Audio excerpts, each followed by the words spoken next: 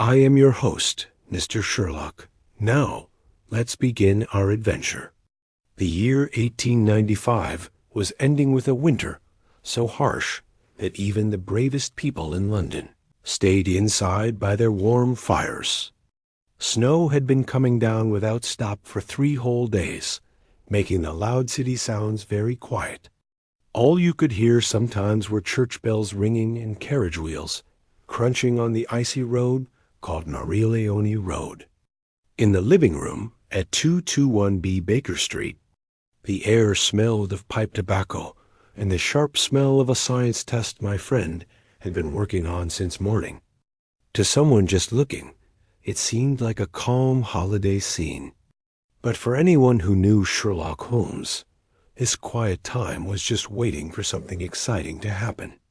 Holmes sat in his armchair for most of Christmas Day, his sharp face hidden by gray smoke from his pipe. He did not eat the goose that Mrs. Hudson cooked, and he hardly noticed when I tried to be cheerful.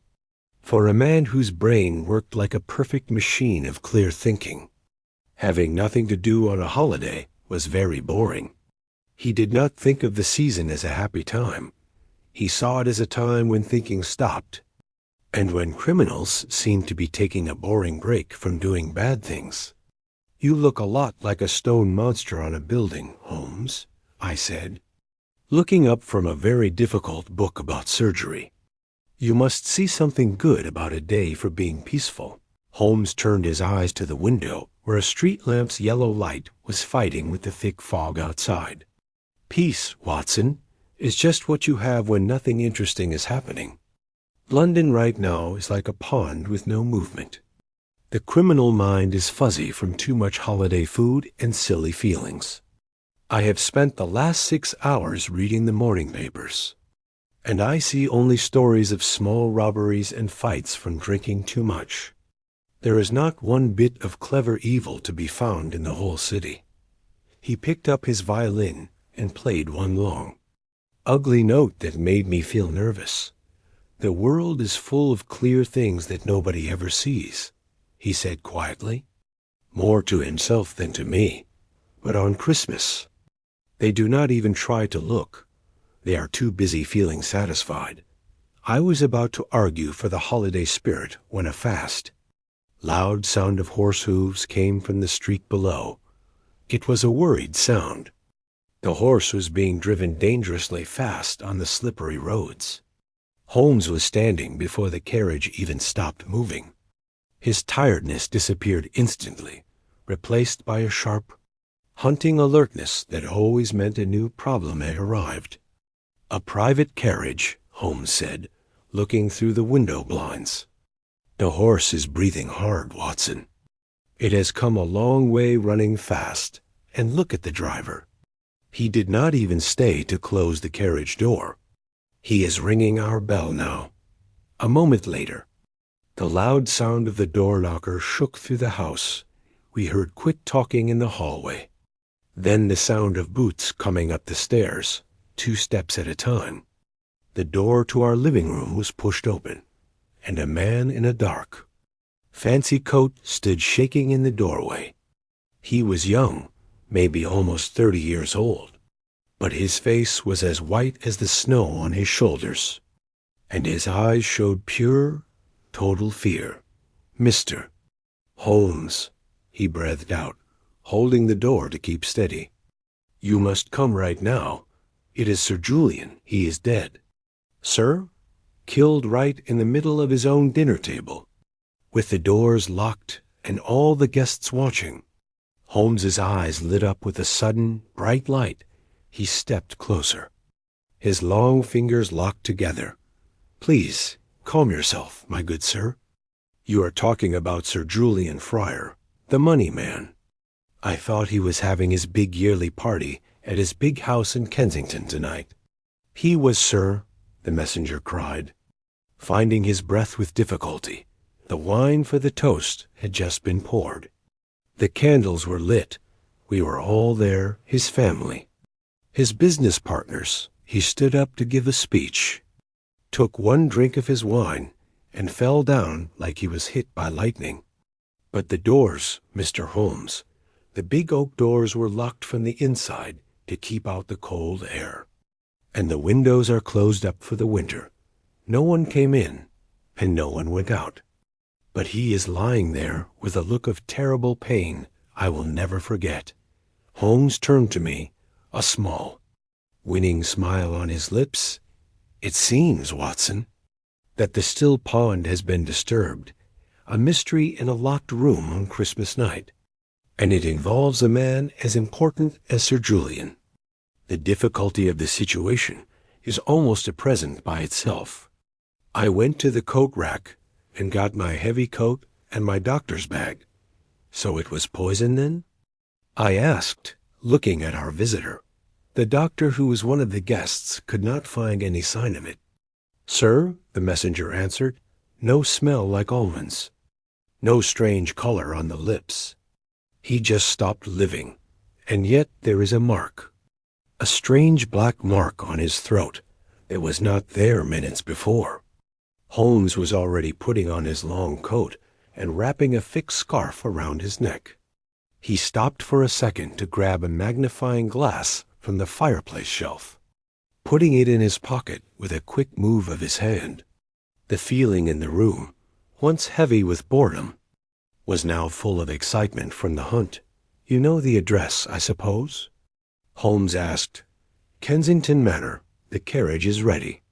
Then let us not make the truth wait any longer, Holmes said, pointing toward the door. Come, Watson, the game is starting, and it is a much more tricky one than I had hoped for on such a special night. As we walked down the stairs into the freezing cold of the London night, I looked at Holmes. The shadows from the street lamps made his face look like a piece of sharp metal. The holiday sadness was gone, replaced by a puzzle that seemed to break the rules of how things work. We climbed into the waiting carriage, the door shutting with a final sound that meant the start of a trip into the middle of a very dark secret. The carriage shook badly as it drove over the icy tracks of the Bayswater Road. The steady thump of the horses' hooves sounded like a worried heartbeat against the quiet of the snow-covered streets. Inside the small space of the carriage, our messenger, who told us his name was M.R. Silas Vance, Sir Julian's personal assistant, sat curled in the corner, his teeth clicking together from the cold. Holmes, however, seemed not to feel the cold or the shaking at all. He sat very still, his chin resting on his hands, his eyes fixed on a faraway spot that only he could see. Tell me, Mr. Vance, Holmes began, his voice cutting through the dark of the carriage like a sharp knife. You said the doors to the dining room were locked from the inside. Was this something always done for the evening? Vance nodded eagerly, his gloved hands shaking. Sir Julian was a man of very specific routines. Mr. Holmes, he hated the cold winter air that gets into that old house. After the last part of the meal is served and the servants go to the kitchen, it was what he always did to have the big oak doors locked and the heavy cloth curtains closed tight. He said it was the only way to keep the warmth in the room and keep private talks at the table. Tonight was the same. We had just finished eating the pheasant, and the wine was being passed around. Sir Julian himself slid the lock shut after the last servant left. And the guests, Holmes asked, his eyes becoming narrow. Who exactly was sharing this last private meal? There were 7 of us in total, Vance answered, counting them on his fingers. Sir Julian was at the front of the table. To his right, his nephew and only person to get his things, Arthur Fryer. To his left, Lady Fryer. Sir Julian's brother's wife. There was Mr. Gregory Ward, his main partner at the business, and Ward's wife. Last, there was Dr. Stephen Meredith, an old-school friend of Sir Julian's. And me.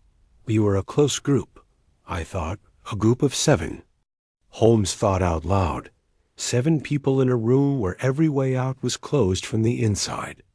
And yet, and the time it takes to lift a glass. Your employer went from being very healthy to being a dead body. Tell me about the second he fell with as many details as you can. Do not leave out the small things, because the small things are often what a case turns on. Vance swallowed hard, a new look of fear on his face. It was the usual Christmas toast. Sir Julian stood up, his glass held high. The room was bright from the big silver candle holders. I promise it was quite bright. He started talking about the good things from the year, but his voice suddenly stopped. He did not choke, sir. It was more like the air was pulled from his lungs. His face turned a terrible gray color, and he grabbed his throat. He fell forward, his chest hitting the edge of the table before he slid to the floor. The glass broke, and the wine spread out like blood on the white tablecloth.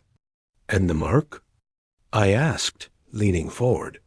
You talked about a black mark on his throat. Yes, Doctor Watson, Vance said, turning to me. When Doctor Meredith ran to his side and opened his shirt collar, we saw it, a dark, burned bruise, about the size of a gold coin, right over his voice box. It looked exactly like he had been hit with a hot piece of metal, but his shirt collar was fine, and no one had been within 6 feet of him when he fell. Holmes leaned back, a soft sound of interest in his throat. Very interesting. A heat injury without any damage to the clothes. And Dr. Meredith, you say, found no proof of poison? None, sir. He checked the eyes, the breath, the skin. He was confused. He stayed with the body while I was sent to find you. The rest of the family is falling apart. Arthur Fryer is walking back and forth in the library like a trapped animal, and Lady Fryer has been given medicine by the doctor to calm her. The house is like a grave, Mr. Holmes. A real grave. The carriage slowed as we turned onto a long, curving driveway with old bare elm trees on each side.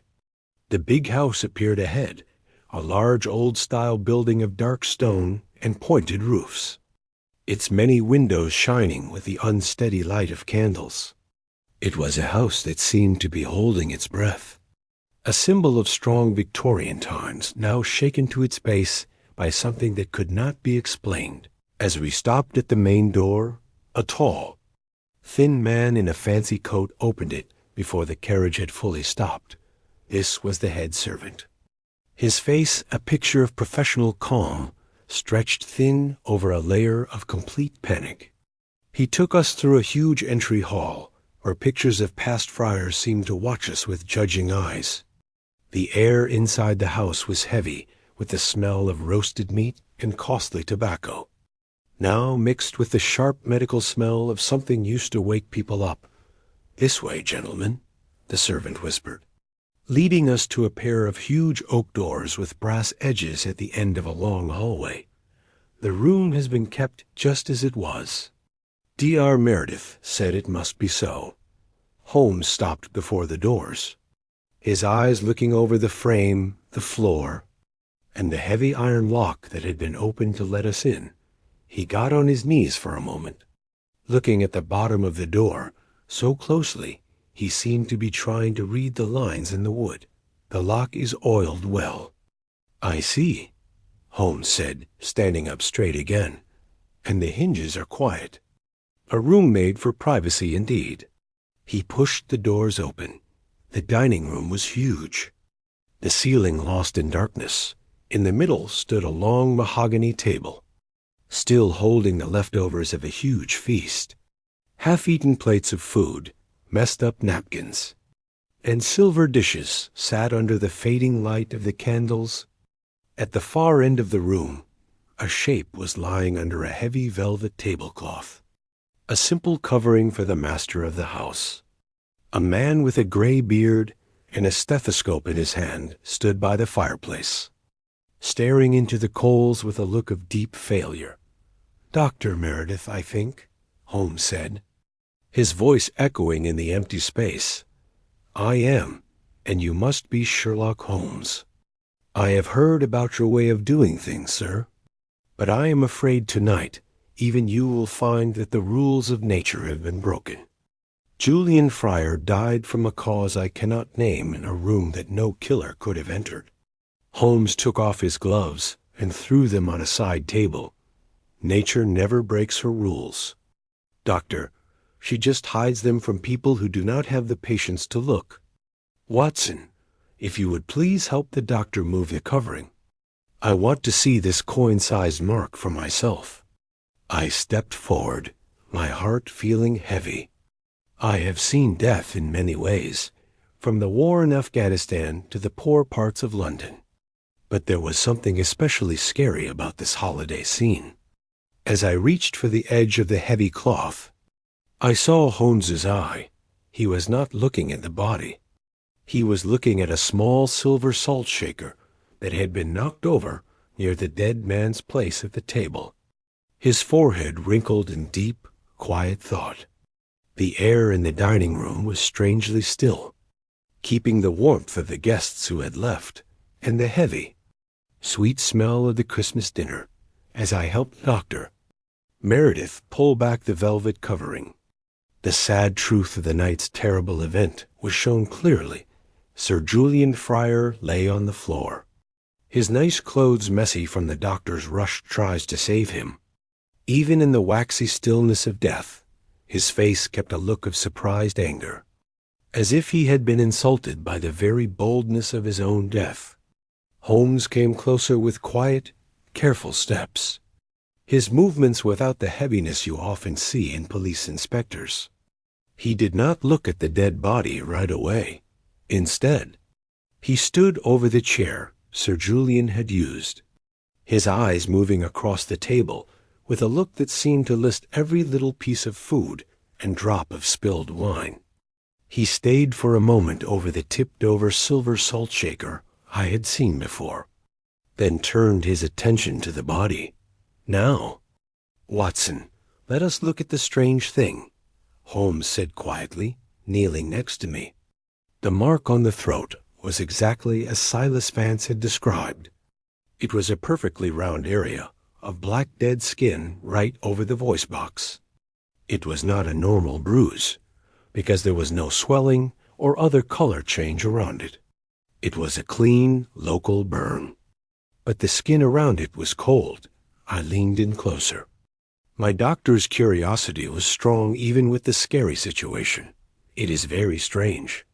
Holmes, I said, there is no sign of something burning it from outside. No burning of the beard or the shirt collar. If a hot tool had been put on it, the silk of his necktie would surely be burned. But the necktie is perfect. Exactly, Holmes said, his voice a low hum of excitement, an effect made without a clear cause. A burn that ignores the clothes to hit the skin, Dr. Meredith. Did you see any shaking or stiff muscles before the end? The doctor shook his head slowly. It was immediate. Mr. Holmes, he grabbed his throat. His eyes got wide, and he fell down. It was like his heart just stopped beating.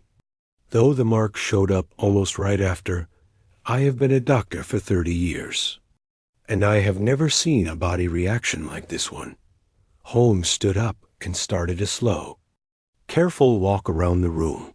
He looked at the huge oak doors, running his fingers along the heavy iron lock that Vance had talked about. Then he went to the windows, which were hidden by thick floor-to-ceiling velvet curtains. He pulled one aside, showing a heavy wooden shutter held by an iron bar, and beyond that, a window pane covered with the pretty patterns of winter frost. The room is like a fort, Holmes observed. Locked doors, barred shutters. Even a ghost would find it hard to get a draft in here. Tell me, Doctor, was there any smell in the air at the second he fell? Anything besides the smell of dinner? Nothing, Meredith answered. I was sitting only 4 seats away. There was no puff of smoke, no chemical smell, no sound except his glass breaking. Holmes went back to the table. He picked up a fork, looked at its points, and put it down. Then he picked up the broken pieces of the wine glass. Holding a piece of the crystal up to the candle light, a good year for wine. I am sure, the 1870 Lafite, if my nose is correct, Watson. Look at the spilled wine on the tablecloth. Does anything seem odd to you about how it looks? I looked at the dark red stain spreading on the white cloth. It looks like a normal spill. Holmes, the glass fell forward when he hit the table. Look at the edge, Holmes said, pointing along. Thin finger at the very outside of the stain. There are tiny white grain pieces mixed with the wine at the farthest edge of the spill. But the salt shaker was tipped over a full 12 inches away. Why would the salt be gathered here, and not right under the shaker itself? He did not wait for an answer. He turned his attention back to the ceiling, which had heavy, dark wooden beams crossing it. A big chandelier hung right over the middle of the table, its crystal pieces shining in the fading candle light. Holmes pulled a chair to the middle of the room, stepped onto it, and looked closely at the bottom of the chandelier. Nothing but dust and candle wax. He said quietly, stepping down, "The ceiling is as solid as the floor." "What are you looking for, Holmes?"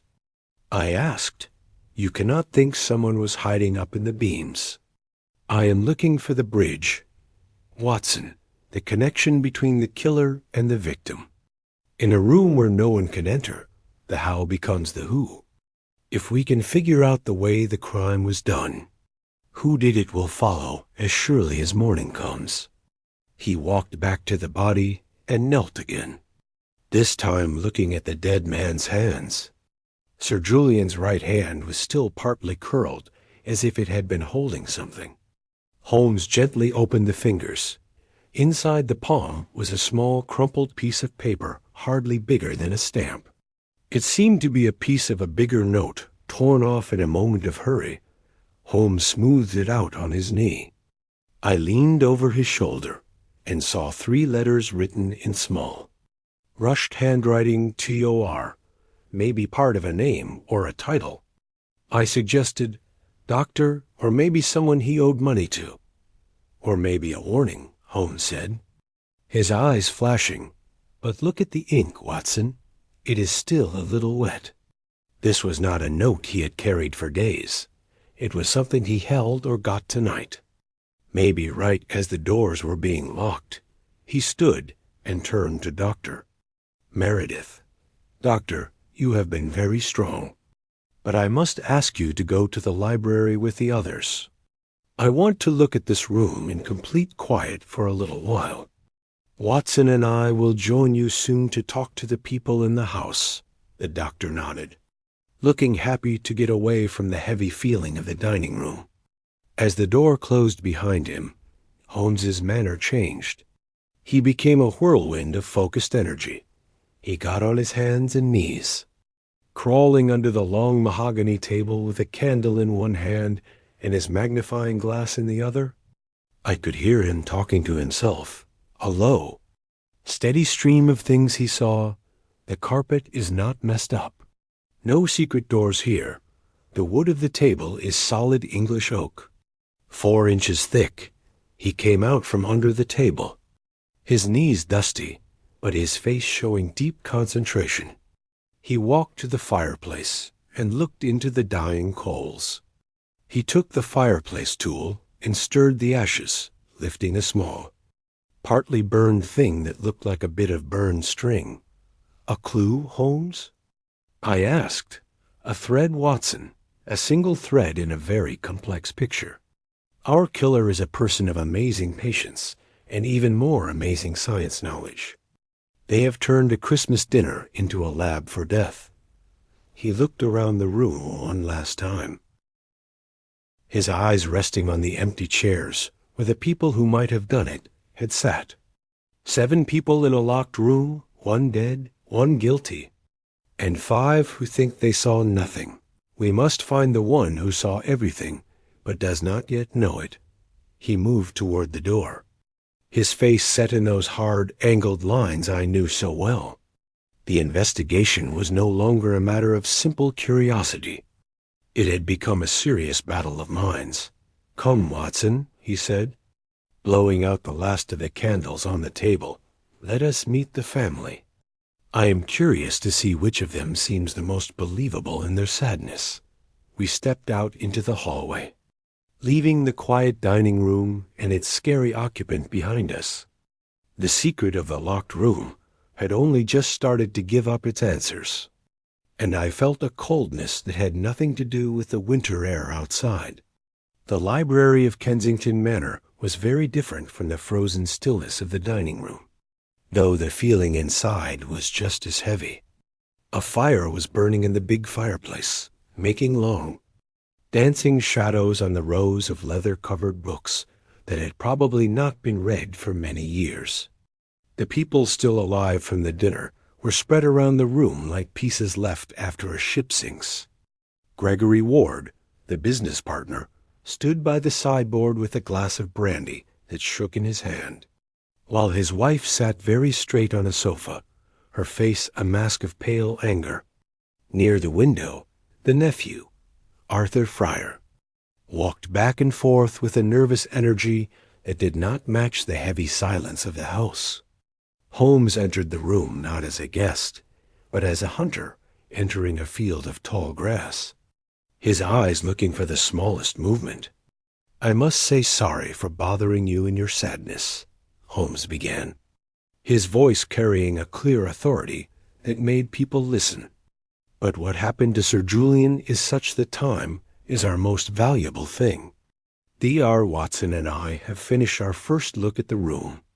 Now I need a very exact memory of where everyone was sitting and what happened right before the toast." Arthur Fryer stopped his pacing, turning his sharp face toward us. "Is this really needed, Mr. Holmes? The man is dead. My uncle is gone. Is it not enough that we must live through the horror of it without being questioned like regular criminals? The doors were locked. We were all there. It was a sad event of the heart. Surely, a sad event of the heart does not usually leave a burned mark on the throat." "Mr. Fryer," Holmes replied coldly, "nor does it make salt move across a tablecloth against the rules of how things fall. Now, please, where you were at the table, it was Silas Vance who stepped forward to help, his assistant habit stronger than his shock. Using a few silver cups and books from the desk, he showed how the table was set. Sir Julian had sat at the front with Lady Fryer to his left and Arthur to his right. Past Lady Fryer sat Gregory Ward and his wife. Across from them were Dr. Meredith and Vance himself. It was a neat, balanced arrangement putting every person in view of the others. "And the toast itself," Holmes continued, leaning on the mahogany desk. "Who started it?" "I did," Gregory Ward said. His voice rough, he stepped into the light. A heavy man whose expensive clothes could not hide that he was coming apart. "It is the partner's special right." I stood, lifted my glass to Julian's health and the success of the business. And we all drank, or rather, we got ready to drink. Julian was the first to put the wine to his lips. He never even finished the swallow. Did anyone else taste the wine from that same bottle? Holmes asked. "We all did?" Mrs. Ward said, her voice shaking but clear. It was poured from a single glass bottle by the head servant before he left the room. We all drank from the same wine. If the wine had poison in it, Mr. Holmes, we would all be lying on that carpet next to Sir Julian. Holmes nodded, though his face showed no feeling. And yet he alone fell. Tell me, did any of you notice anything odd about the light at that moment? A flicker of the candles? A change in the shadows? The guests looked at each other with confused faces. It was Dr. Meredith who answered. "The candles did flicker, now that you say it. A sudden cold air, I thought, though where it could have come from in a sealed room is beyond me." It was just as Julian reached for his collar. "A cold air," Holmes repeated. his fingers tapping a restless rhythm on his chin. In a room with locked doors and barred shutters. Very interesting. And what about the salt? Did anyone see the silver salt shaker get tipped over? I think I may have hit it, Arthur Fryer admitted, though he did not look Holmes in the eye. In the confusion, when I ran toward him, everything was a mess. Glasses were breaking. Chairs were being pushed back. As where a salt shakers really matter when a man has been hit by fate? Fate rarely uses a focused heat blast to do its work, Holmes said sharply. He started to move around the room, stopping before each person. His look so strong that several of them turned away. He stopped in front of Lady Fryer, who had stayed quiet in the corner. She was a woman of strong calm, her black jewelry already on. As if she had expected the sad event. Lady Fryer, Holmes said softly, you were sitting closest to the dead man's left hand. When he fell, did you see him try to throw anything away? A little piece of paper, maybe? The woman's hand flew to her throat, a movement Holmes did not miss. I saw nothing, Mr. Holmes. I was too scared by his face. It was like he had seen a ghost that leaves burned marks, Holmes said quietly. He turned back to the whole room. I would like to look at the hands of everyone here. Just a formality, I promise. But it cannot be skipped. There was a soft sound of complaint. But Holmes's manner was so commanding that one by one the guests held out their hands. He moved among them with a magnifying glass, looking at their palms and fingertips with the intensity of a diamond seller. He stayed for a long second over Gregory Ward's right thumb, and again over the lace sleeves of Lady Fryer. But he said nothing when he got to Silas Vance. The assistant's hands were shaking so much that Holmes had to hold them steady. You are cold, Mr. Vance, Holmes observed. I am terrified. Sir, the young man answered, I feel like we are all stuck in a bad dream. Holmes finished his look and stepped back to the middle of the library. Thank you. You have all been very helpful. I will need the dining room to stay closed for the rest of the night. Watson and I will go to the morning room to talk. I suggest you all try to get some rest, though I think sleep will be a rare visitor to this house tonight. As we left the library, I leaned toward my friend. What was that about the hands, Holmes? What did you hope to find? Soot, acid, the marks of truth, Holmes said.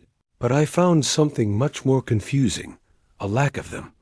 Did you see the partner's thumb? There is a light color change, but it is not from poison. It is from ink.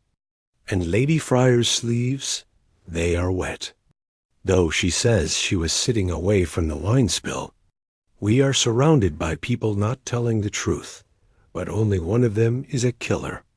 The others are just hiding their own smaller shawness. He stopped in the dark hallway, looking back toward the closed doors of the dining room.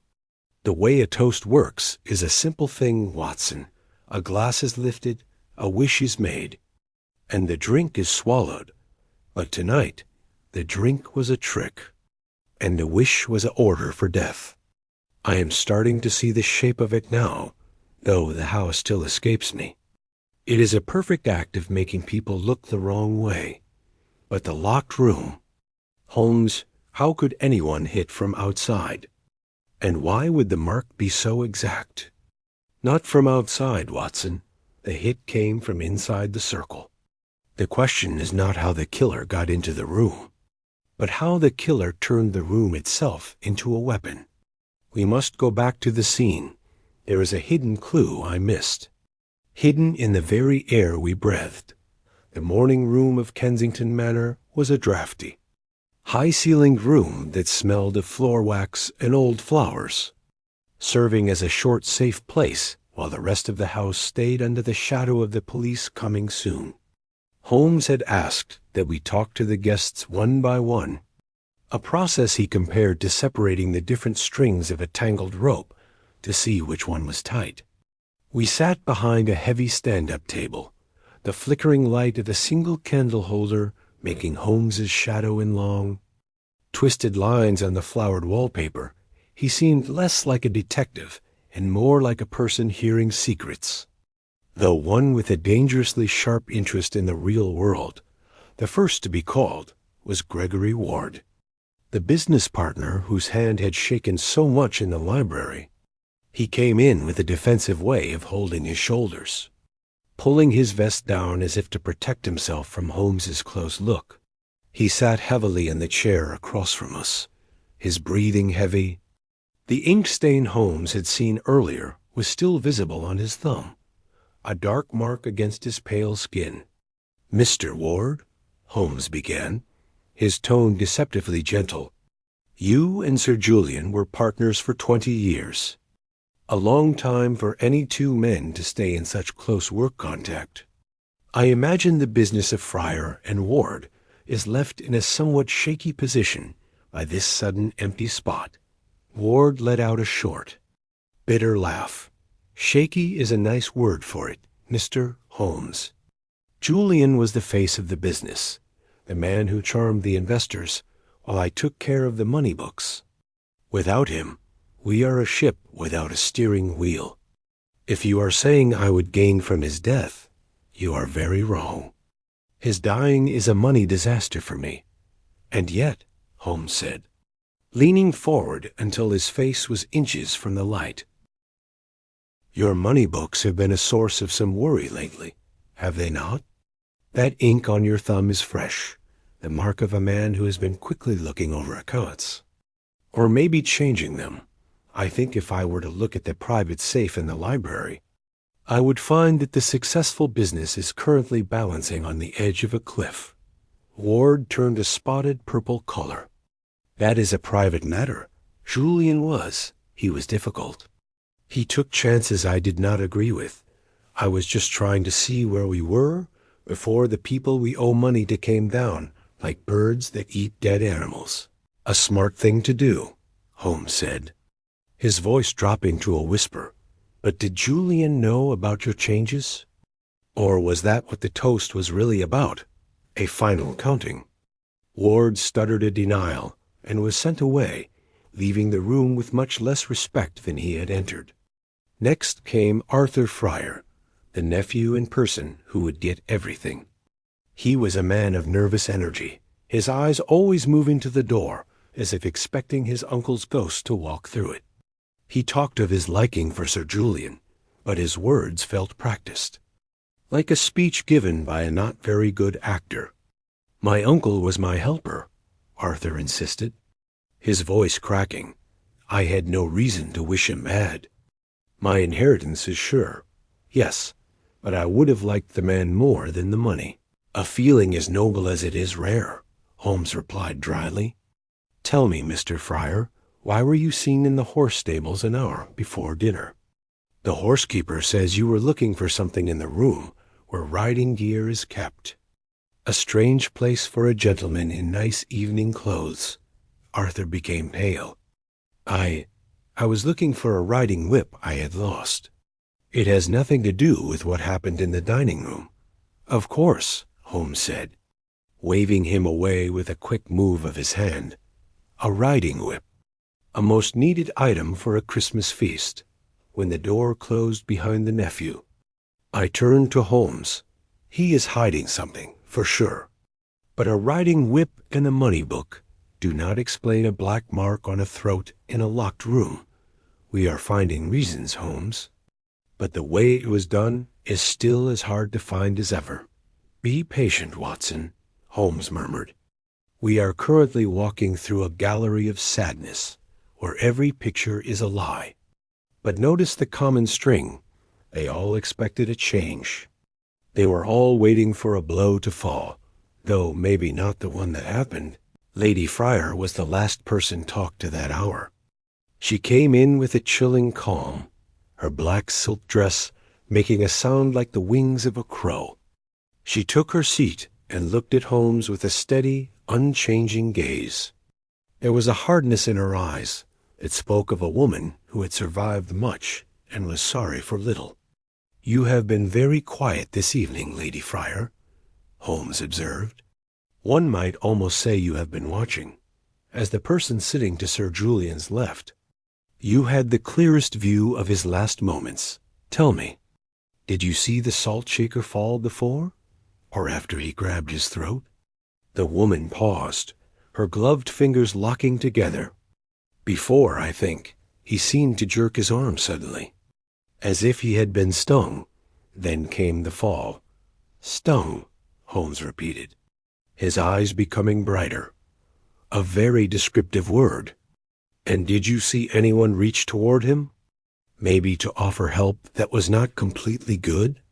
"We all reached for him, Mr. Holmes. It was a scene of total confusion. If you are looking for a killer among us, you are wasting your time. Julian died because his heart gave out under the weight of his own too much.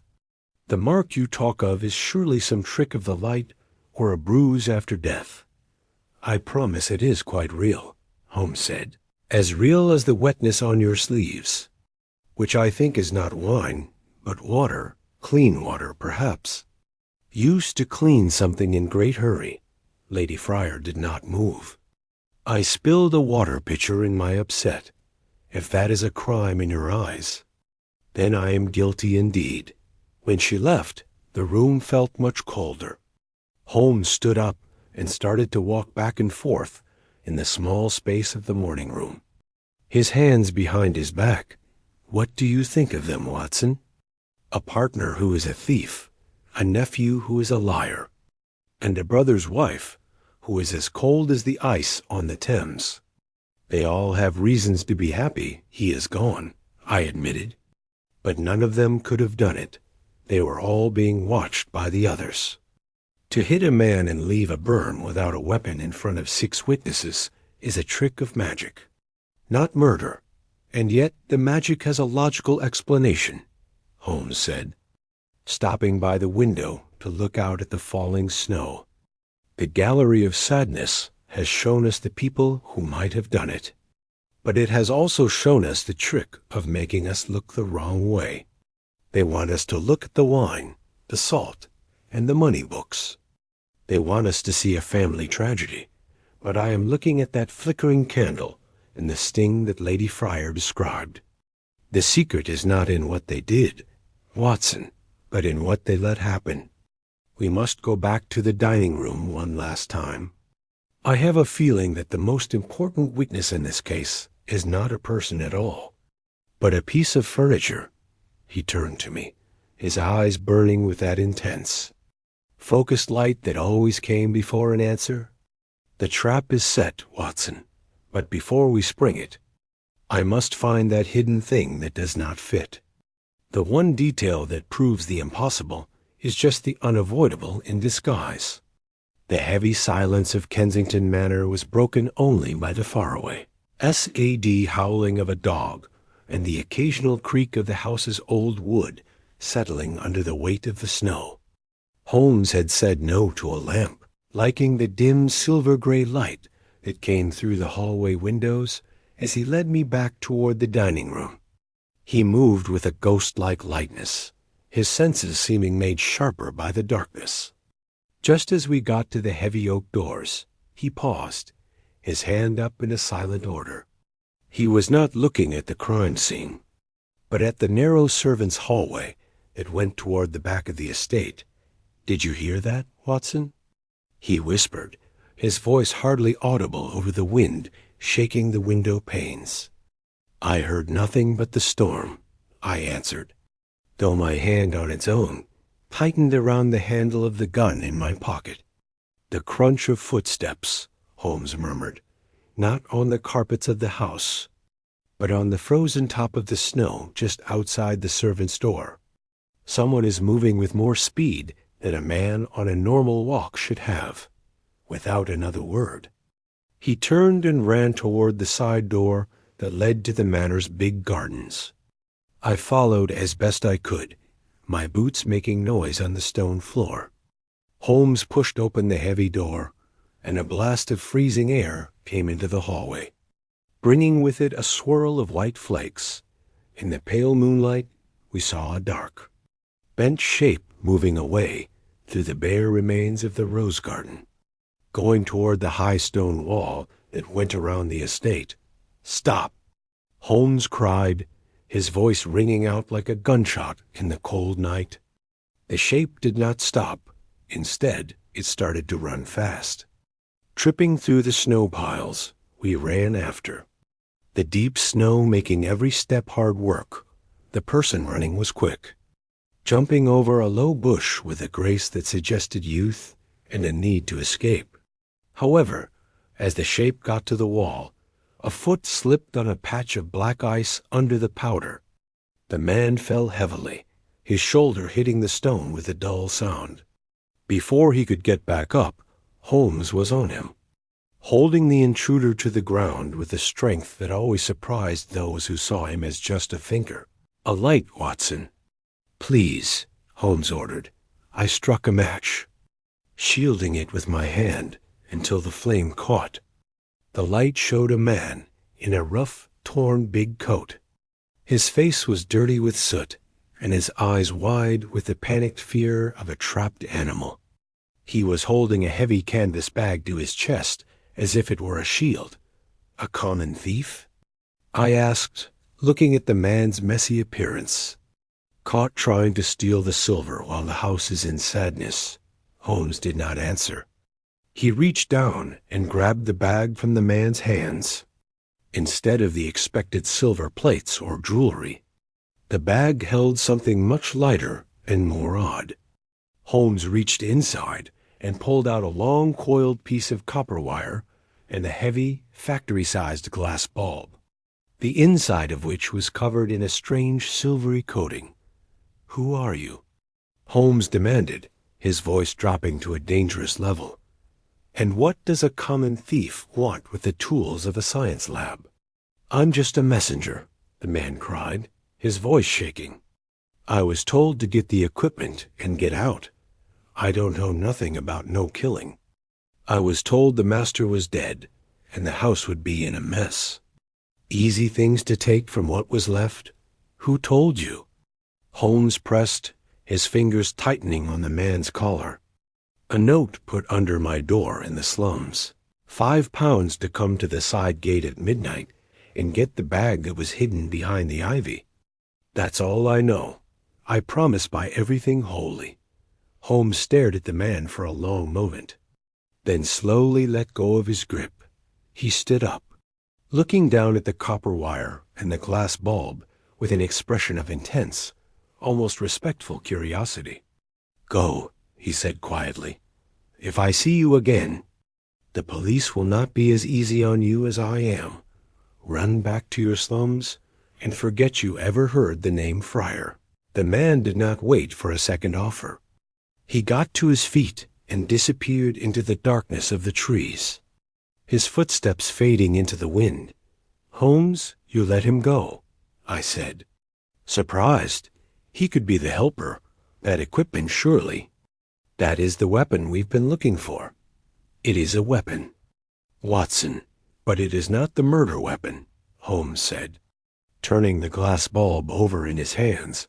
"This is a special kind of vacuum tube. It is used in the study of cathode rays. Our thief was indeed a trick to make us look the wrong way, likely paid by the killer to take away proof that has nothing to do with the death itself, but everything to do with the killer's real job." He looked back toward the big dark shape of the manor. "The shadow in the snow was meant to make us believe in a simple robbery, a reason of wanting money, but this tube tells a different story. It tells of a mind that knows the unseen forces of the world. And look here, Watson," he pointed to a small, dark object that had fallen into the snow during the fight. I got on my knees and picked it up. It was a small, heavy iron key, black and rough as if it had been near great heat. It had a small tag with the number 14 carved into the metal. "The key to a storage box, or maybe a private lab," I suggested. "It is the key to the secret clue I spoke of," Holmes said. his eyes flashing in the dark. But notice the thing that does not fit. The thief was sent to get the bag after the murder was done. The killer was already inside the house, yet they chose to get an outsider to take these things away. Why? Because the killer could not be seen carrying a canvas bag filled with science tools through a house full of sad people. He started to walk back toward the manor, his pace quick and determined. Something feels too perfect. Watson, the locked room, the mysterious thief. The convenient mark on the throat. It is a play made for my benefit. The killer knows my reputation and has given a mystery that fits my likes like a well-made suit. But they made one mistake. And what was that? They thought I would follow the clues they gave, Holmes said, a serious smile touching his lips. They did not expect me to find the clue they tried to throw away. We must go back to the dining room. The second crime is about to be shown, and I think it will be much louder than the first. The wind rose to a howl as we went back into the house, the warmth of the inside feeling like a false hug. The mystery was no longer just a puzzle of logic. It had become a game of cat and mouse. And for the first time I felt that the cat was not the one holding the magnifying glass. Back inside the stuffy limits of the manor, the air felt thick with a watching feeling that was more than just the presence of death. Holmes did not go back to the library to calm the people still alive, nor did he look for the comfort of the morning room fire. Instead, he led me toward the servants' area, a maze of narrow hallways and practical stone floors that formed the hidden bones of the estate. He stopped in front of a tall mahogany long-case clock that stood near the entrance to the kitchen storage room. Its steady tick-tock was the only sound in the hallway, a mechanical heartbeat that seemed not to care about the human tragedy happening just yards away. Holmes pulled his watch from his pocket, his eyes moving quickly between the face in his hand and the swinging pendulum of the big clock. "Look at the time. Watson," he whispered. "It is exactly 18 minutes past midnight. Now look at the face of this timekeeper." I looked closely at the Roman numbers behind the glass. "It matches your watch perfectly, Holmes. I don't see why it matters." "The matter is that it matches now," Holmes replied, his voice vibrating with a sudden strength. "But remember when we arrived, when we came into this hall with Silas Vance?" I noticed that the grandfather clock in the entryway struck the hour of 11.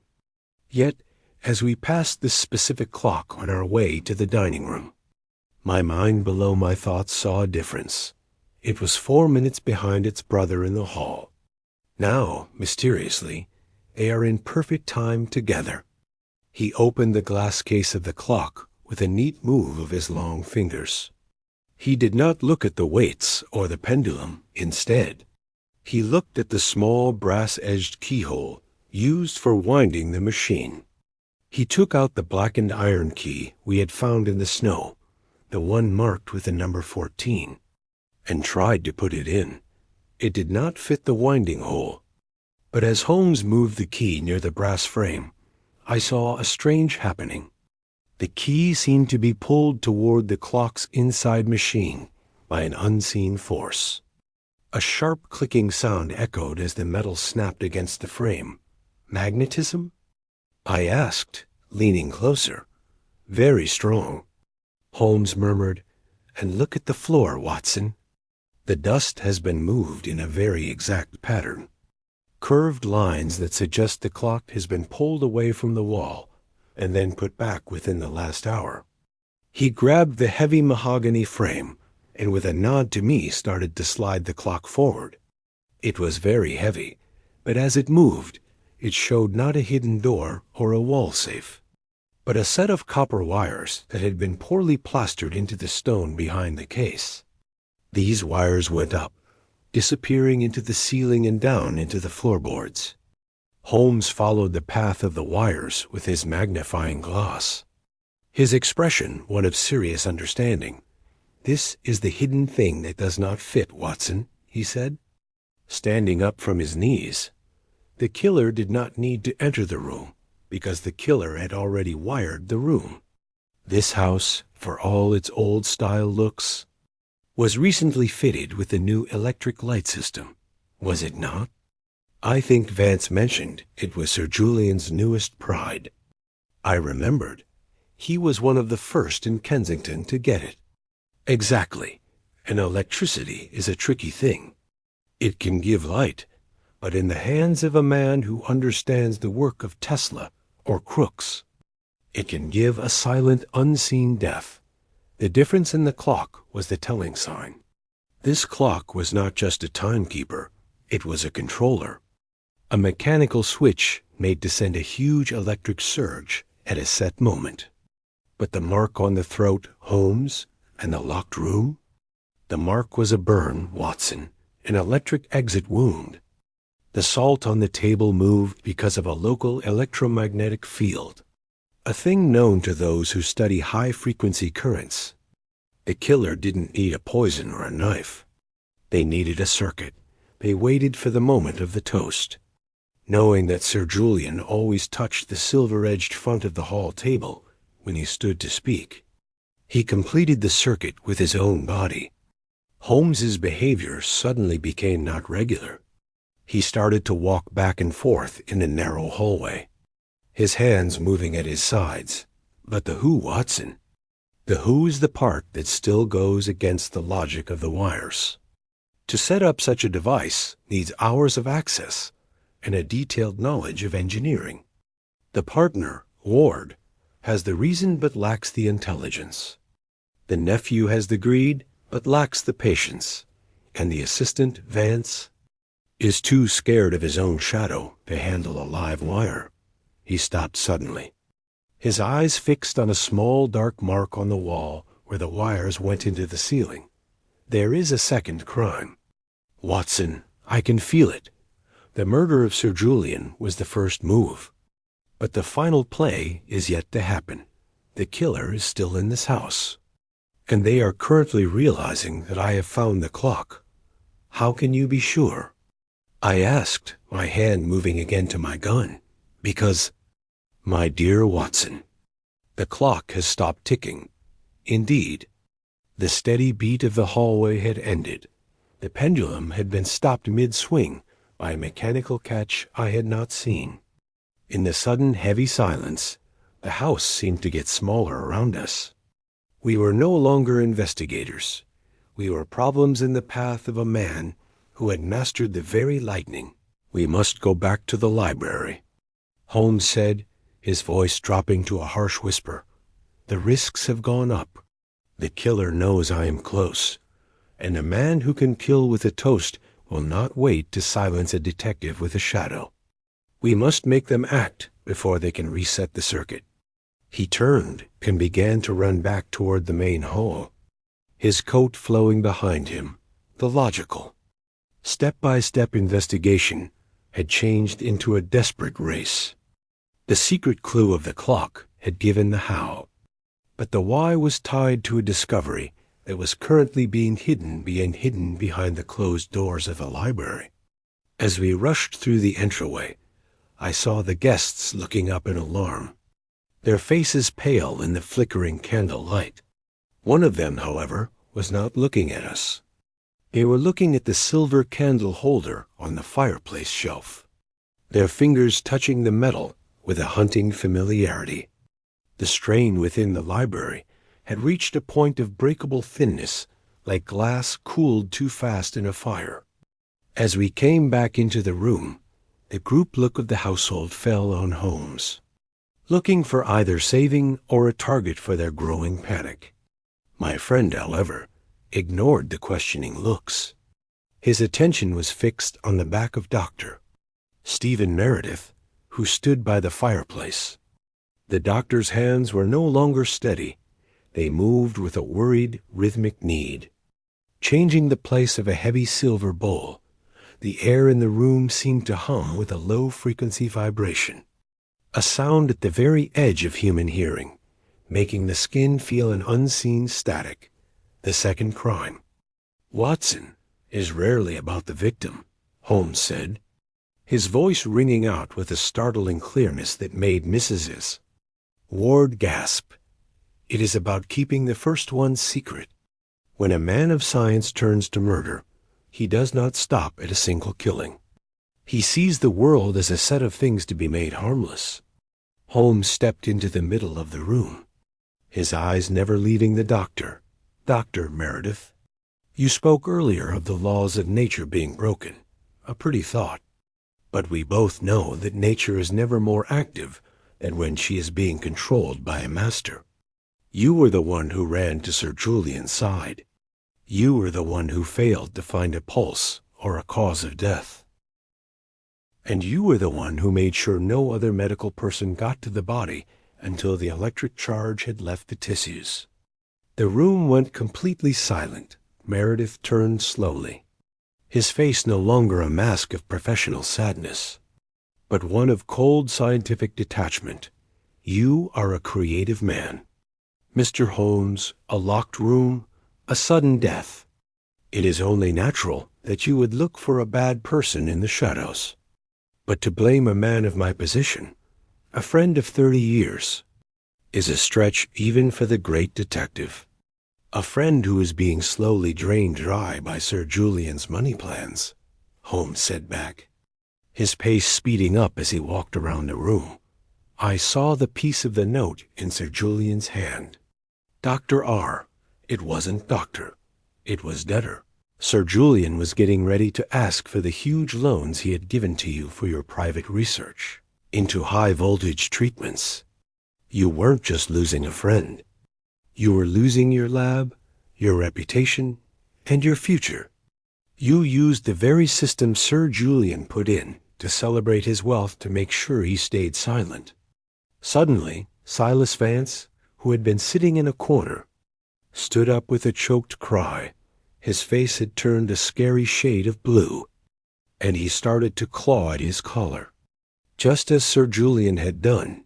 I can't breathe." He wheezed, falling to his knees.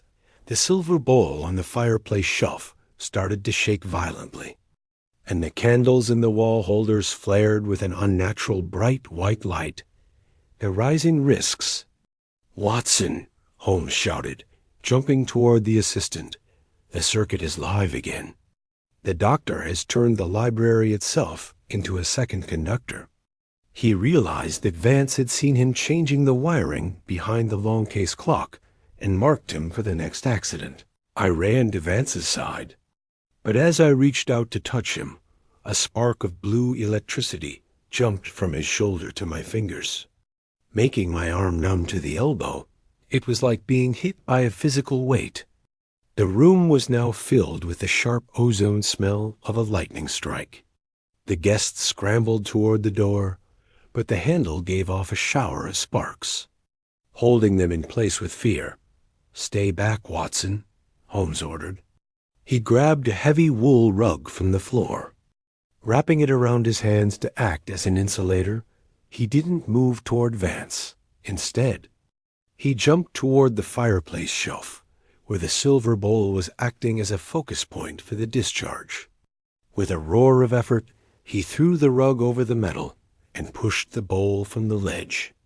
It hit the fireplace floor with a dull clang, and the heavy hum in the air disappeared instantly. The candles became dim back to their flickering orange, and Vance fell forward. Coughing and gasping for air, Meredith stood frozen, his hands still held near a hidden switch behind the clock on the fireplace shelf. The need in his eyes was replaced by an empty, terrifying nothing. "It was beautiful, wasn't it?" he whispered, his voice without feeling. "The perfect use of force." Julian was a man of money, books, and gold. He didn't understand that the future is written in the air, in the currents that hold the atoms together.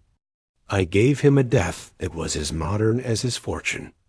"You gave him a cowardly killing, Doctor," Holmes said sharply, his breathing heavy from the effort, "and you nearly added a young man's life to your count to cover your path. Your not regular behavior in the dining room wasn't sadness. It was the hurried change of a failing machine. You hadn't planned for the resistance of the oak table, had you? The first blow was meant to be cleaner. The doctor looked at Holmes with a twisted kind of respect. You found the clock. I thought the difference was too small for even you to see. 4 minutes? Just a blink in the eyes of forever. 4 minutes is forever to a man who lives by the second. Holmes replied. He turned to me, his expression serious. Check on Vance? Watson. The charge was lower this time. A local discharge meant to look like a heart attack brought on by the shock of the evening. Our good doctor likes the natural causes defense, as I got on my knees over the assistant, who was shaking but alive. I looked up at the scene, the library. Once a place of quiet study, felt like a battlefield. The showing of the second crime had taken away the last of the Victorian good manners, leaving only the raw, ugly truth of a man who thought his intelligence put him above the moral law. Holmes stood between the guests and the doctor, his posture like a guard. The game has changed, Meredith. You are no longer a sad friend. You are a prisoner of the very logic you say you serve. The risks have indeed gone up. For now you must face the one force you cannot wire or control. The cold, unbending hand of British justice. The doctor laughed, a dry, rattling sound. Justice in a room where the proof is a ghost and the weapon is a shadow. You have no proof that will hold in a court, Holmes. Only ideas and a moved clock. I have more than ideas, Doctor, Holmes said, his voice dropping to a low, dangerous hum. I have the clever play yet to come. You think I have shown you all my cards. In truth, I haven't even dealt the final hand. The next 48 hours saw a change in the speed of our investigation that confused both the people living in Kensington Manor and the officers at Scotland Yard. While Inspector Lestrade arrived to find a house in sadness and the doctor blamed by nothing more than the word of a private helper, Sherlock Holmes seemed to have lost all interest in the case. He went back to the safe place of 221B Baker Street, leaving the legal matters to the confused authorities. He spent the evening of Boxing Day covered in his purple robe, surrounded by a cloud of strong tobacco, seeming more like a person who stays alone to study than a hunter of men. He had even, to my great frustration, told Mrs. Hudson to not let anyone in except for a specific tradesman he expected to arrive before nightfall. It is a standstill. Watson, Holmes said as he poked at the fire, Doctor. Meredith is a man of big social position and perfect science qualifications. He has already started to argue that the electric surge you saw was just a bad wire in a new and poorly understood lighting system. Without the physical equipment, a specific vacuum tube, and the second conductor, the case against him will fall apart like a dry cracker. I must tempt the proof out from where he has hidden it, or we shall see him walk free before the new year. The plan started with a series of seemingly unrelated notices put in the personal ads of the morning papers. They spoke of a reward for finding a lost glass container of factory importance and asked any traveling collectors of odd things to visit an address in the East End. Holmes then disappeared into his bedroom, coming out an hour later so completely changed that I felt a sudden urge to check my pockets for my watch. He was no longer the sharp-faced detective, but a bent old man with a wheezing cough and a clear smell of grease and cheap gin. He wore a torn coat and carried a heavy, soot-stained bag that made a clinking sound with the noise of scrap metal. I am a seller of forgotten things. Watson, he said in a rough voice, his voice unrecognizable, a man who knows the value of what others throw away. I have reason to think that our thief from the snow, or maybe one of his friends, has been keeping the real prize saved. They are waiting for the heat of the investigation to go down before they sell the doctor's secret back to him. We traveled not to the East End, but to a small private room above a chemist's shop in Marylebone that Holmes had rented under a false name. There he set a stage that was as much a mind trap as it was a physical one. He put the vacuum tube we had found, the one he had said was just a trick to make us look the wrong way, on a velvet-covered table, lighting it with a single harsh electric lamp. He then sent a coded telegram to Dr. Meredith, supposedly from the messenger we had met in the snow, asking for a final meeting to exchange the master's missing glass for a big amount of gold.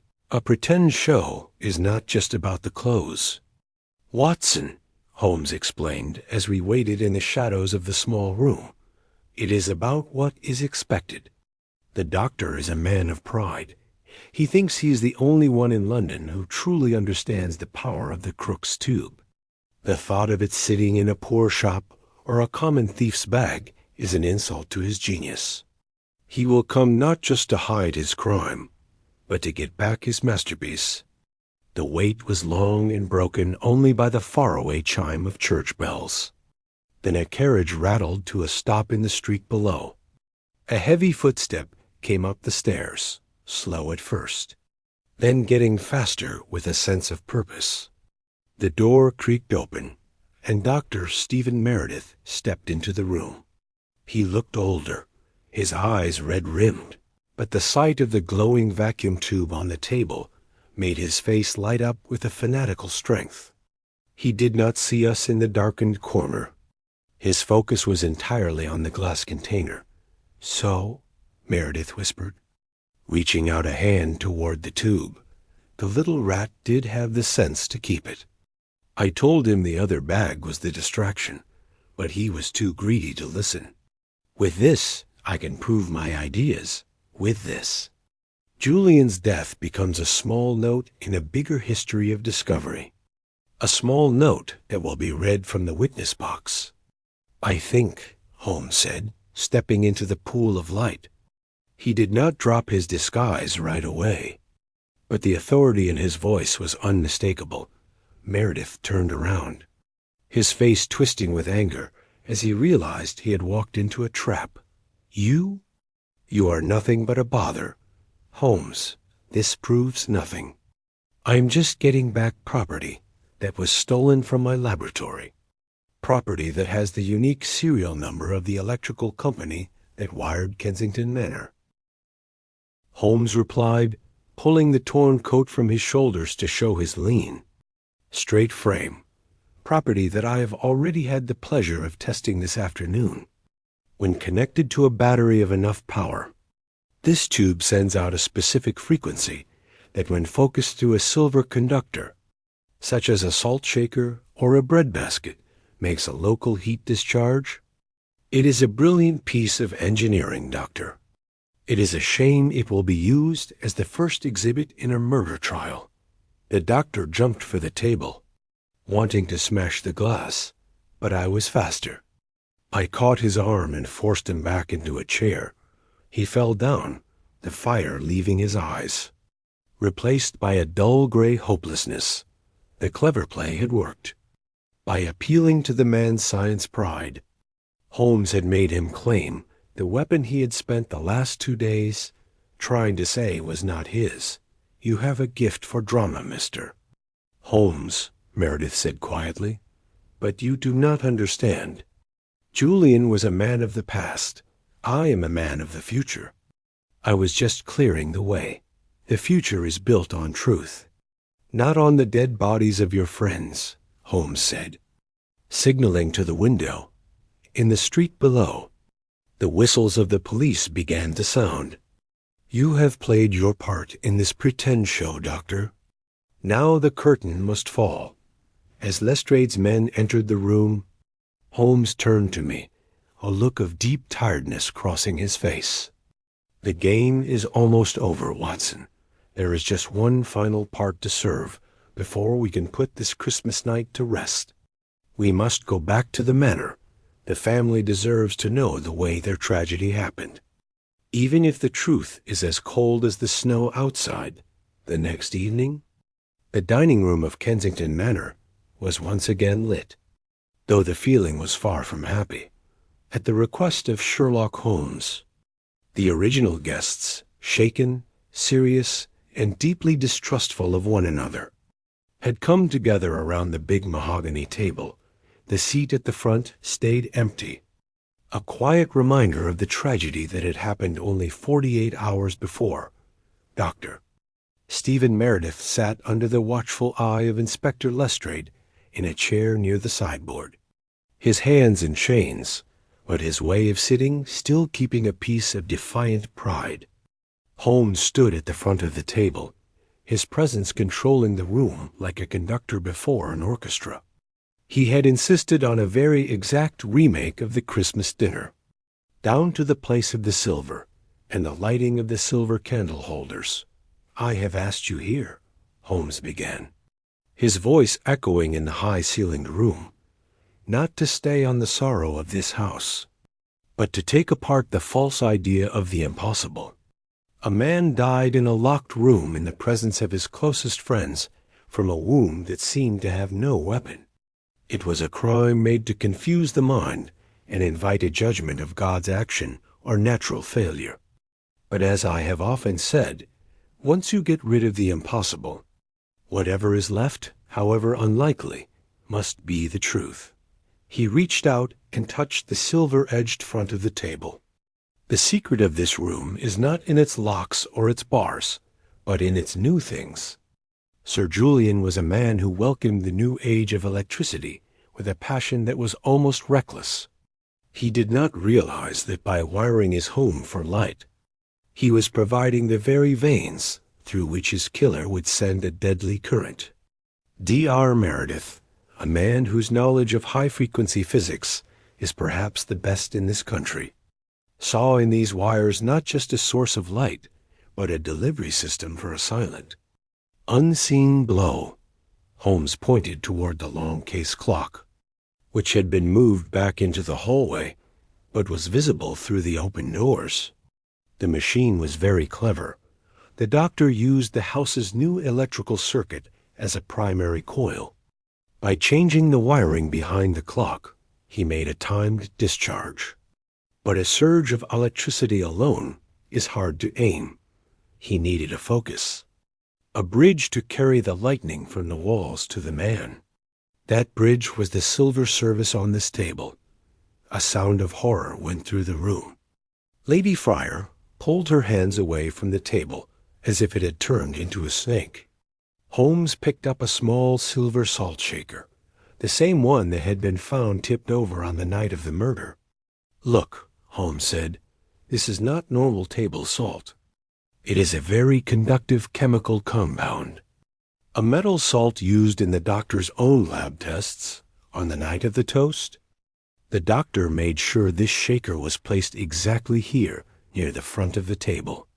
He also made sure that the tablecloth was a little wet with clean water, the very wetness I saw on Lady Fryer's sleeves when she tried to help the dying man. When Sir Julian stood to speak, he followed his lifelong habit of leaning his weight onto his palms, touching the silver-edged front of the table at that exact tiny second. The clock in the hall acted as a mechanical switch, letting loose a huge high-frequency discharge from the hidden wires. But the mark," I said, unable to hold back my professional curiosity. "The round burn on the throat? That, Watson, was the masterstroke of making us look the wrong way," Holmes replied. Turning toward the doctor, the current entered through Sir Julian's hands, which were protected by the thick oak of the table from showing immediate damage. But the human body acts as a conductor. The energy looked for the easiest path to ground itself. "Doctor." Meredith knew that Sir Julian wore a specific kind of stiff collar with a metal piece inside. He had treated Sir Julian for years. He knew the man's body better than anyone. He put a second tiny conductor, a small vacuum-sealed glass bead, inside the fold of Sir Julian's necktie earlier that afternoon, while helping him get ready for the party. The electrical surge jumped from the chest to that bead, making a local arc. The blackened mark was not a hit from an outside weapon. It was the point where the lightning left the body to reach the silver candle holder, which acted as a grounding rod. The logic of the explanation was so cold and exact that it seemed to freeze the very blood in my veins. The aha moment was not one of joy, but of a grim, terrifying understanding. The complexity of the plan was proof of a brilliant mind gone completely bad. You talk of it as if it were a lab show, Meredith sneered from his corner. You have no proof that the current would act in such a way. It is all theory. It was theory until I tested it this afternoon with the vacuum tube you tried to hide. Holmes answered back. I recreated the circuit in my own rooms. The results were the same. The flickering of the candles that the guests reported was the quick dip in the house's power as the capacitor discharged. The sting Lady Fryer felt was the leftover static in the air. The tragedy of Sir Julian Fryer was not a heart attack. It was a planned science killing done by a man who felt that his debts were more important than a human life. Holmes stepped away from the table, the light of the candles shining in his sharp, piercing eyes. The tricks to make us look the wrong way were many. The locked doors to make us look for a ghost. The paid thief to make us look for a robber. The salt to make us look for a poison. But the truth was hidden in the one thing no one thought to question, the very air and light of the room. You used the future to kill a man of the past, Doctor. But you forgot that the laws of logic are as old as the earth itself. Lestrade stood up, signaled to his officers. That's enough for me, Mr. Holmes. The engineers from the electric company have confirmed the changes to the wiring. We've got the reason, the method, and now, thanks to you, we've got the weapon. As the officers led Meredith away, the doctor stopped for a moment in the doorway. He looked back at the dining room, his eyes resting on the empty chair at the front of the table. For a second, a look of deep sadness crossed his face, not for his friend, but for the beauty of the machine he had made. Now taken apart and shown, the final part had been served, and it was a bitter wine indeed. Come, Watson, Holmes said, his voice dropping to its usual calm, analytical tone. The air in this house is spoiled with more than just ozone. Let us go back to Baker Street. I believe there is still a small part of Mrs. Hudson's cold goose waiting for us, and I find myself with a sudden, strong want for the ordinary. The morning of Boxing Day started with a sky the color of dirty silver, throwing a flat, unforgiving light over the city of London. The holiday decorations that still hung on the lampposts of Kensington seemed ugly after the previous night's discoveries, their dried holly and faded ribbons a sharp contrast to the grim efficiency of the law. As I sat in the morning room of the manor, holding a cup of tea that had long gone cold, I watched through the window as the black carriage of the police museum arrived to collect the special equipment Holmes had found. The arrest of Dr. Stephen Meredith had been a quiet event, without the drama one might expect from such a shocking crime. Yet the weight of it hung heavy on every person living in the house. Holmes stood by the fireplace, his hands held behind his back, watching the snowfall with a thoughtful expression. The strength that had driven him during the investigation had gone down, replaced by a quiet, almost sad reflection. He had spent the early hours of the morning helping Inspector Lestrade with the writing down of the electrical changes, turning the complex physics of the murder into the dry bureaucratic language of a police report.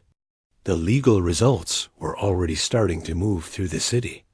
The death of a man as important as Sir Julian Fryer, combined with the arrest of a famous doctor, promised a trial that would fill the headlines for months to come. It is the human part that always stays the most unpredictable thing. Watson, Holmes said, his voice breaking the long silence, we can figure out the resistance of a copper wire or the voltage of a capacitor with complete certainty. But we can never truly measure the depth of a man's bad feeling. D.R. Meredith was a man of huge talent, yet he let his pride and his debts turn that talent into a tool for murder. He saw Sir Julian not as a friend, but as a body block to his own progress. "The family is in a state of complete ruin," I observed. Thinking of Lady Friar and the young nephew, the inheritance that Arthur wanted so much will likely be taken by the people they owe money to, and the legal costs of the coming scandal. And Gregory Ward, I heard he was found in the library this morning, trying to burn the very money books you pointed out. Lestrade has taken him in for questions about the firm's finances. Holmes nodded, though he showed little surprise. When the posts of a house are found to be rotten, the whole building must eventually fall. Sir Julian built his empire on the moving sand of risky bets and high-interest loans. It is only fitting in a dark way that his end was caused by the very modernization he thought would make his name last. The cold light of Boxing Day shows the truth that the warmth of the Christmas fire managed to hide.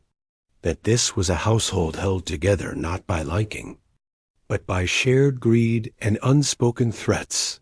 Silas Vance, the assistant, entered the room shortly after. He looked breakable, his skin still showing a light sickly paleness from the electric shock he had nearly suffered. He came near Holmes with a hesitant step, his hat held tightly in his hands. He spoke in quiet tones of the plans being made for the funeral and the closing of the estate. He thanked Holmes with a sincerity that was perhaps the only real feeling I had seen in that house since our arrival. Without Holmes's action, Vance would have certainly been the second victim of the doctor's need, a convenient person to blame for a medical emergency. "What will become of the lab equipment, Mr. Holmes?" Vance asked. "The police seem afraid to touch it." "As well they should be," Holmes replied. "In the wrong hands, it is a collection of death sentences. In the right hands, it is the key to a new understanding of the physical world. I have said that the Royal Society should be allowed to watch the taking apart of the devices. It would be a tragedy if the only thing left from Meredith's genius was a murder trial. The science itself is innocent. It is the use that was criminal." As we got ready to leave, I took one last look at the dining room. The big oak door stood open. The inside now emptied of its nice things. The mahogany table, which had served as the altar for a science sacrifice, was being covered with dust cloths by the remaining servants. The house felt hollowed out, a grand shell that had lost its spirit. The mystery of the Christmas night killing was solved. The guilty person was behind bars, and the logic of the case was complete. Yet, as a doctor, I found myself troubled by the ease with which a healer had become a killer. We climbed into our carriage, the driver snapping the whip to make the horse go through the slush. The city was slowly returning to its routine, the holiday feeling gone with the need for business and the bite of the winter wind. Holmes leaned back against the leather seats. Closing his eyes, "You look tired, Holmes." I said, "The brain is a weary traveler, Watson, especially when it must travel the darker paths of the human soul. I find that the more civilized our society becomes, the more complex its crimes. We have traded the club for the wire and the poison for the capacitor. It is a change that needs constant watchfulness." The carriage rattled on toward Baker Street, leaving the tragedy of Kensington behind. The result of the case would stay in the courts and the newspapers. But for us, the end was found in the silence of the trip. The truth had been brought into the light, however cold and unforgiving that light might be. The case was a win of figuring things out, a masterpiece of Holmes's analytical power. But as we crossed the bridge and saw the familiar shapes of our own neighborhood, I knew that my friend was already mentally clearing the board. getting ready for the next challenge that the fog of London would surely bring. The return to 221B Baker Street felt like coming out from a deep and heavy tunnel. The familiar smell of old books, chemical test liquids, and Mrs. Hudson's floor wax greeted us as a welcome relief from the ozone-heavy air of Kensington Manor. The fire in our living room had been carefully kept, its orange glow dancing across the ceiling and softening the sharp edges of the winter twilight. Holmes took off his heavy coat and deerstalker hat with a sigh that was almost a groan, sinking into his armchair with the deep tiredness of a man who had carried the weight of the city's secrets for far too long. He did not immediately reach for his violin or his papers.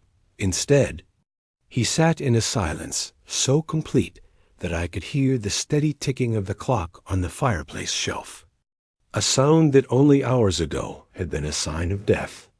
I kept myself busy with the ordinary tasks of our return, putting away my doctor's bag and pouring 2 glasses of brandy to fight off the leftover chill of the fog. It was only after the first taste of the drink that Holmes spoke, his voice low and thoughtful, without the sharp analytical edge that usually defined his speech. He looked not at me, but into the heart of the coals, as if searching for a final answer to a question he had not yet asked. "You know, Watson," he began, his long fingers locked over his knee, "the world sees only the result, the arrest, the explanation, the win of the law. But the true nature of such a case is in the realizing of how fragile our ideas of safety truly are. We build walls of stone and oak. We lock our doors against the night, and we think we are safe. Yet, a man like Meredith shows that the very tools of our progress can be turned into the instruments of our destruction. He did not break into the house. He asked the house to kill its master. It was a chilling show of intelligence. It was a brilliant show of mind," I admitted, taking the chair across from him. "But he is caught, Holmes. The logic of your figuring was perfect. Without your noticing of that 4-minute difference in the clock, he might have succeeded in making the world believe it was just a visit of fate." Holmes waved a hand dismissively. The clock was just the loose string. Watson, once pulled, the whole picture of his lie had to fall apart. What interests me more is the thinking behind the crime itself. Meredith did not try to take Julian's gold. He tried to erase the debt that gold stood for. He saw himself as a pioneer, a man who moved at a higher frequency than the common crowd. To him, Sir Julian was not a helper, but a primitive force, a gravity that tried to pull his high hopes back to the earth. In his mind, the murder was not a sin, but a science need. He reached for his clay pipe, filling it with the black-cut tobacco he kept in the toe of a Persian slipper. For several minutes he stayed lost in a cloud of gray smoke, his features sometimes lit by the flare of a match. The silence of the room was a safe place, a wall against the chaos of the big city that turned just beyond our window. "I wonder," Holmes continued, his eyes half closed, "how many other modern tragedies are currently being wired into the living rooms of this city. We are entering an age of unseen power. Watson, we shall see crimes of light, of sound, and maybe one day crimes of thought. The detective of the future will not need a magnifying glass so much as he will need a degree in theoretical physics. I am lucky to be reaching the evening of my career, just as the world becomes too complex for its own good." "Nonsense, Holmes," I replied with a smile. "As long as there is a human heart, there will be reasons that even a physicist cannot calculate. Greed, jealousy, and fear are the constants of our work. You have solved the case of the Christmas night killing, not because you understood electricity, but because you understood the darkness that lives in a man's soul." Holmes turned his gaze toward me, a faint, rare smile touching his lips. "Perhaps you are right, my dear friend. Your romantic view is a needed balance to my cold calculations. You see the tragedy, I see the equation. Between the two of us, we managed to hold a piece of the truth." He stood up then, his energy seemingly brought back by the warmth of the fireplace and the familiarity of our surroundings. He moved to the window and looked out at the street lamps, which were starting to glow through the gathering mist. The city was settling into its after-holiday sleep, not knowing that it had just avoided a standard that would have haunted the halls of Kensington for generations. "The case is closed, Watson," he said, tapping his pipe against the fireplace. "The papers will have their fill of it tomorrow, and by the new year it will be just another story to be told over a glass of beer. But I shall remember it for the way the salt moved across that table. A tiny crystal fight against the order of things. It is a reminder that even in a world of logic, there is always room for the unexplainable until someone takes the time to explain it." He turned back to the room, his eyes bright once more with the restless intelligence that was both his burden and his gift. "But enough of the past. The fog is getting thicker, and I saw a rather odd notice in the Daily Telegraph this morning about a missing blue-eyed cat and a very scared lady in Hampstead. If my feelings are right, it may be the start of something far more interesting than a simple electric discharge. What do you say, Watson? Are you ready for another trip into the unknown?" I looked at the fire, then at my friend, whose brilliance never failed to amaze me. "Always, Holmes," I said, standing to join him.